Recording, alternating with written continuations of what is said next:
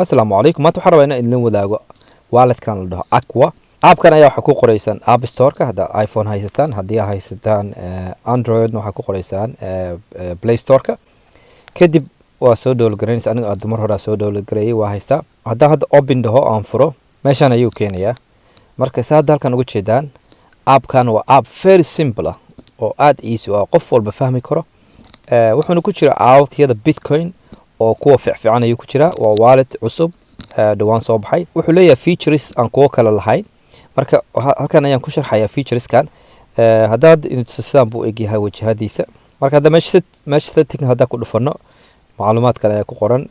Waxaa ku jira meesha seed phrase-kaaga ama wax la dhaho password-ka ama furaha walletkan oo adiga khaaska kuwa kan waa mid adigu furihiisa haysatid oo 12 xarf meel ku qoranaysid. haddii 12 xarf ka lumaan way si kaaga lumaan. marka aad uga taxadar lacagtina oo loo iskaraynaysa. marka 12 xarf meel fiican oo secure ku qorta oo aydan ka lumin karin kadib isticmaala. App-kan faa'iidooyinku leeyahay ama features ku leeyahay waxaa kamid ah wuxuu haystaa waxa la dhaho USDT ama Tether dadka si u yaqaanaan. marka waxyaalahan ku jeclaa waxaa kamid ah intaanba qof wuxuu ku soo dirayaa Bitcoin adigana oo wadankii jooga ama lacag badan haysan oo raba Bitcoin qiimaheeda kor u kacay hoos u dhacaya aan rabin inay saameyn kugu saameyso oo raba inaad dollar ka haysatid waxa isticmaali kara USDT dan ayaa isticmaali kartaa.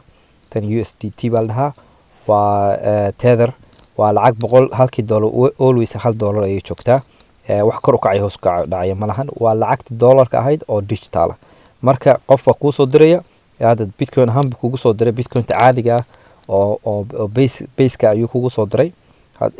markaas hadda waxaad rabtaa inaad u bedelatid Tether USDT.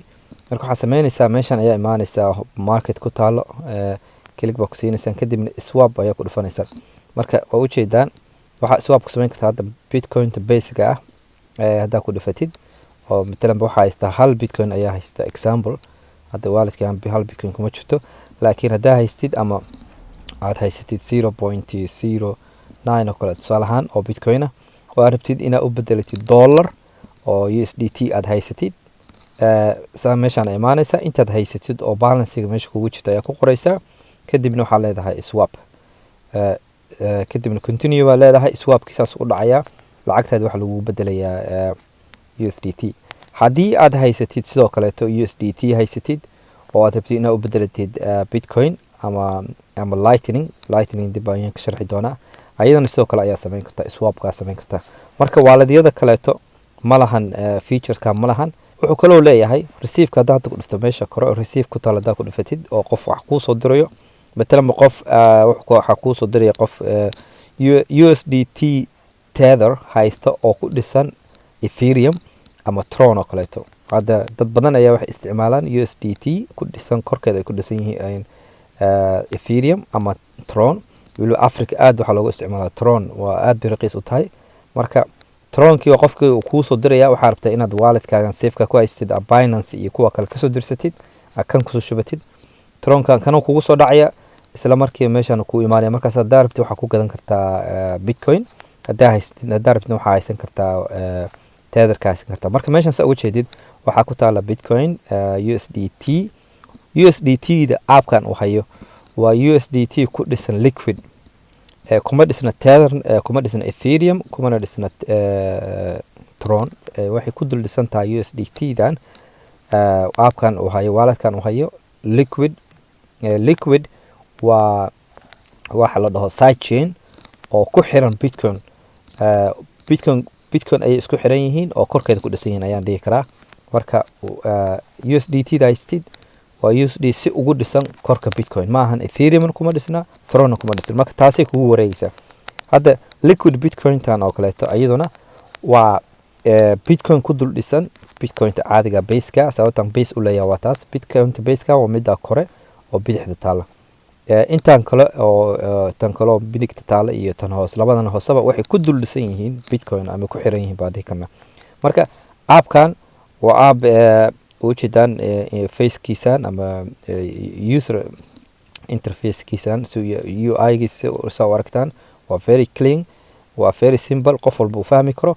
marka haddaad rabti in lagu soo diro receive aa leedahay qofku muxuu kusoo diri karaa isaan hore u sheegay USDT tether ku dhisan USDT Ethereum ku dhisan iyo Tron ku dhisan iyo mid liquid ku dhisanba kadibna waxaa samayn kartaa lightning ayaa swap ku samayn kartaa haddaad lightning rabtid lightning waa layer 2 ku dul dhisan bitcoin oo meesha aad rabtay haddaad koob shaah ku cabtid oo kaleeto bitcoin inaad isticmaashid bitcoin base-ka haddaad tiraa waa isticmaalaya fiigeeda ayaa qaali ah aad saaid u ah sidaad maalmahan weliba kasii dartay oo $100 oo base-ka caadiga bitcoin-ta caadiga haddaad tiraa waa diraya waxaa dhici karta boqolkiiba konton ka mid ah inuu fee kaa qaato laakiin dadku waxay sameeyaan waxaa lasoo gataa waxa la dhaho lightning oo bitcoin layer 2 ku dul dhisana oo aad shaah ku cabi kartid oo aad iyo aad raqiis u ah oo lacag badan kaaga baxaynin oo wax 0.00 cent ayaa laga qaaday mar walba aad diri kartid ama lagu soo diri karo marka walletkan Aqua wuxuu ku jiraa dadku uu caansan oo soo baxay waayaan dambeeto uguna uu fiican waa wallet aad adigu free haysatid oo sida wallet of Satoshi kana ka fiican wallet of Satoshi company ayaa haya free adigu ma haysatid laakiin kana aad free haysta 12 xaraf way meel ba ku qoran kartaa marka dadka isoo weydiinayay walletka ugu fiican bitcoin wallet noocee haysan karnaa walletkan wuxuu ku jiraa kuwa medium ka ah oo lacagta aan macnaha $100 iyo $200 wixii kun ka yar oo kale aniga si ila tahay waa ku save garaysan kartaa laakiin haddii lacagtaada $100 wixii ka badan noqoto oo lacagta bitcoin aad ku haystid baan sheegaya sidii amaantooda ka soo sheekeeyay Sparrow wallet iyo inaad soo gadatid cool wallet waxa la dhaho oo sida USB ga u eg oo aadan internet iyo waxba ku xidhnayn haddii lacagtaada lacag badan tahay haddii lacagtaada lacag yar tahay kun iyo wixii ka yar tahay ama $200 kun lacag dad bay lacag badan la tahay xataa hadday lacag $200 xataa ay tahay kanoo kale ha ku shubanin laakiin haddii wixii $100 $200 ugu badnaan kan waa ku haysan kartaan hortaan daily inaad u isticmaashaan ama aad weekly u isticmaashaan ama bill u isticmaashaan kan waa ku haysan kartaan marka intaas ayaa la wadaagaya aad iyo aad ay u mahadsantihiin assalaamu calaykum waraxmatullahi wabarakaatuh